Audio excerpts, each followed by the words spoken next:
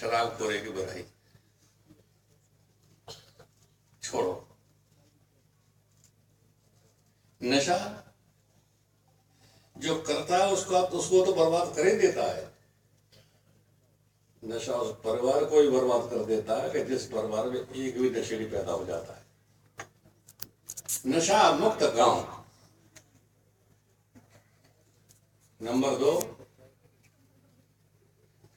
अपराध मुक्त गांव।